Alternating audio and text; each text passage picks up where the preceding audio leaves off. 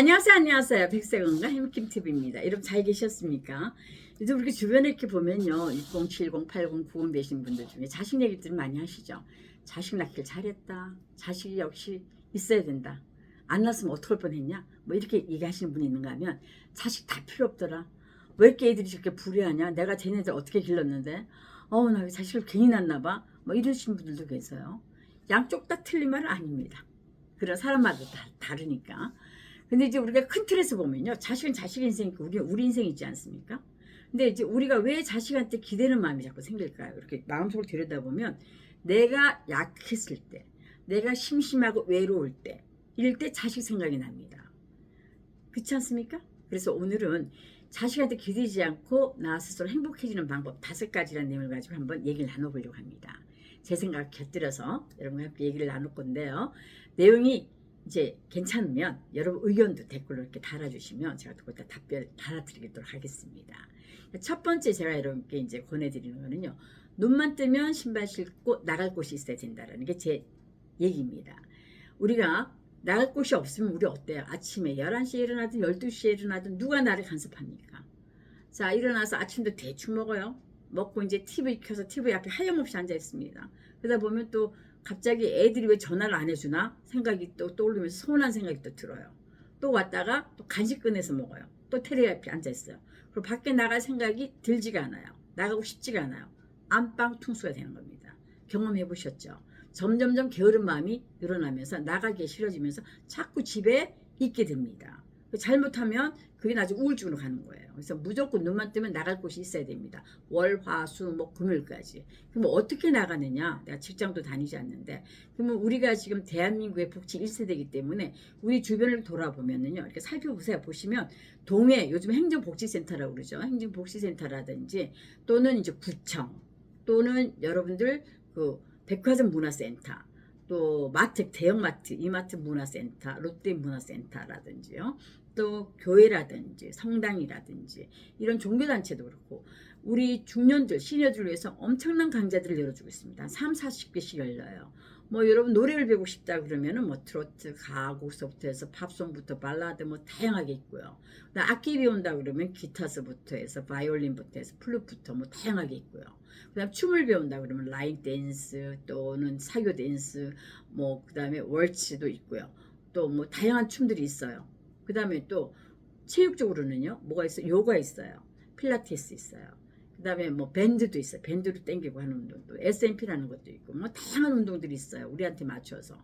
그리고 외국어는 또 영어, 일어, 불어 다양하게 있습니다. 이렇게 해서 여러분들이 원하는 걸 골라야 되는데 문제는 그것도 등록을 안 해버릇한 사람은 또 못한다는 거예요. 어떻게 해야 되는지도 모르고 가서 물어보는 것도 귀찮아.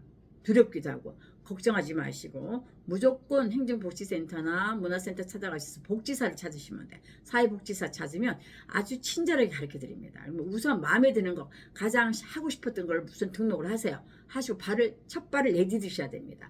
그러다 보면 이제 다양하게 하실 수 있게 되는 거예요. 그렇게 돼서 월요일날 나가고 화요일날 나가고 수요일 목금 바빠요. 자식 생각할 틈 없습니다.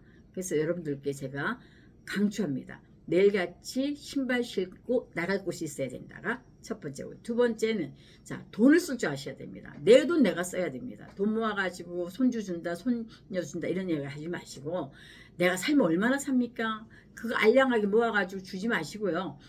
내가 기껏 쓰셔야 됩니다. 이제 봄이 와요. 시장 가서 돈 많은짜리 블라우스 예쁜 거 사서 입으세요. 그 다음에 신발 또 예쁜 슈즈 하나 사서 신고 그 다음 모자도 하나 사서 쓰고 그 다음에 양산도 하나 새로 사고 귀걸이도 하나 사고 또 집에 팸을 이렇게 털어보셔가지고 그 금은방 가서 최신 유행한 디자인으로 해가지고 팔찌도 하나 만들어 끼고 반지도 하나 끼고 뒀다 뭐 하려고요. 그 두면 나중에 다 화학 또 쓸려갑니다. 그래서 자꾸 나를 가꾸시는 거예요.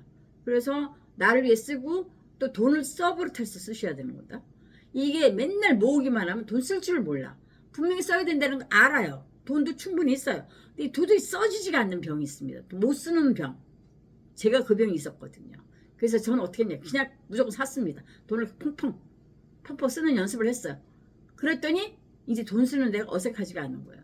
그렇게 해야 누구를 만나도 밥 한 끼도 쓱쓱 사게 되고 차도 내가 먼저 사야 되는 거예요. 그래서 상대방이 좋아하지요.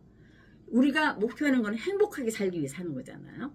그러니까 내가 좀 쓴다 한들 상관없습니다. 여러분 쓸 가치가 있고요. 그만한 권리도 있으십니다. 그리고 요즘 개인연금도 나오고 하니까 아끼지 마시고 내 기분을 좋게 하는데 과감하게 투자를 하시면 좋습니다. 그러니까 세 번째 권유하는 것은 배우는 자세를 놓치지 않는다. 배움의 자세를 놓치지 않는다.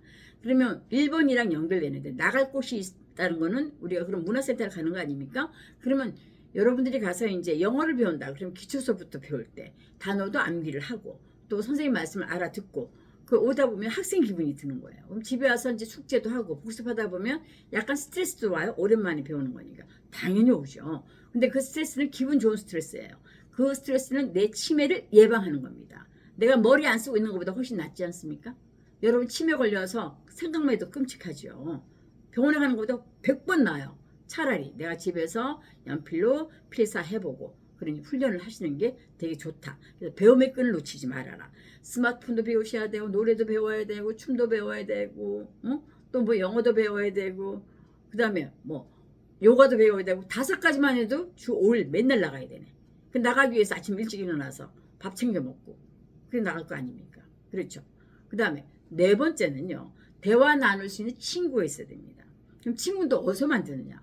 1번이랑 다 세계 연동이 되니까 친구가 만들어지는 거예요. 내가 복지관에 다니기 시작하면 내가 맨날 그 강의실에 가면 그 옆에 앉는 친구가 있을 거 아니에요. 친구를 만들 때 이제 요령을 알려드릴게요.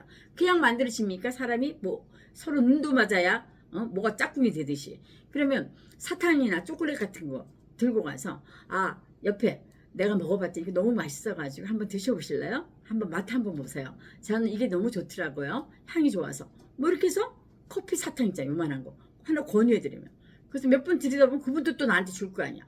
오거니, 주거니, 받거니 이렇게 하고.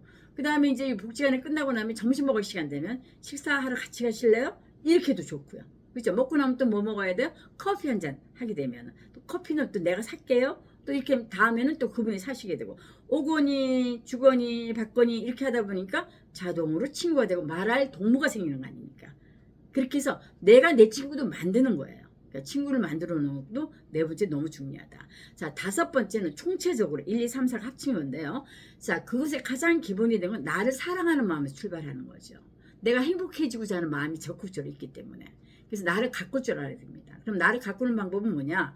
첫째, 샤워도 매일 열심히 하시고요. 아침 일찍 일어나시고. 그다음 얼굴도 팩을 붙이는 거예요. 다이소에 가면 500원짜리 팩이 있어요. 종이팩 갖다가 숱이 붙여서 붙이는 순간 나는 여자가 된 것 같이 난 젊어진 것 같이 되니까 이게 붙였다가 한 30분 때 떼어내고 또 이렇게 로션 바르고 가면 촉촉해지는 거예요. 화장도 꼭 하고 다니시고 놓치지 마시고 또 화장도 하는 버릇 하다가 안 하셨잖아요. 여러분들이 한동안 안 하시니까 잊어먹었어. 다시 살려. 눈썹도 그리고 눈 아이라인도 그려보고 이렇게 그리고 하면 얼굴이 생기가 돌아요. 여기다 갖고도 볼터치 바르고 립스틱도 좀 바르고 이래서 그리고 나서면 내가 기분이 좋아. 그렇죠? 그래서 우리가 지금 앞으로 살고 싶지 않아도 살아야 되는 100세 시대를 넘어가는 120, 150세대를 바라보고 있는다고 그러면 나는 지금 70살? 나는 애기야. 젊은 처녀예요. 처녀. 150살을 만약에 산다고 생각할 때 반토막 치면 나는 아주 지금 가장 핫한 나이가 되는 거잖아요. 그렇게 생각하셔가지고 여러분들이 나를 사랑하면 나를 기꺼이 가꾸고 사랑하셔야 돼요. 자식한테 절대 기댈 필요 없습니다. 전화가 오거나 말거나 오면 오히려 귀찮아. 내가 나갈 때가 바빠. 이 정도로 바쁘게 사셔야 됩니다. 그러면 뭔가가 삶이 탄력이 있고 텐션이 있고 그리고 행복한 지수가 계속 올라가게 됩니다. 여기까지 해서 정리를 해서 말씀드려봤는데요. 여러분 생각은 어떠신지 모르겠습니다. 사람마다 생각은 다르지만 근데 거의 비슷할 거라고 생각합니다. 내가 건강하고 행복하면 내가 자식한테도 여유로운 마음이 생기게 되는 거니까. 그래서 내가 먼저 행복하자. 그리고 자식한테 기대지 않기 위해서는 이 5가지 방법을 응용해보자가 오늘의 핵심이었습니다. 내용이 마음에 드시면 구독, 좋아요 부탁드리고요. 이건 여러분들이 저한테 응원해 주시는 겁니다. 앞으로도 여러분과 함께 다 저도 70대이기 때문에 공통적으로 고민하고 있는 내용들 이렇게 친구처럼 얘기 나누는 영상으로 계속 꾸려나가겠습니다. 오늘 제 얘기 들어주셔가지고 너무 감사하고요. 다음에 또 다른 영상으로 찾아뵙고 인사드리겠습니다. 여러분 대단히 감사합니다. 그리고 여러분들 응원합니다. 대단히 감사합니다.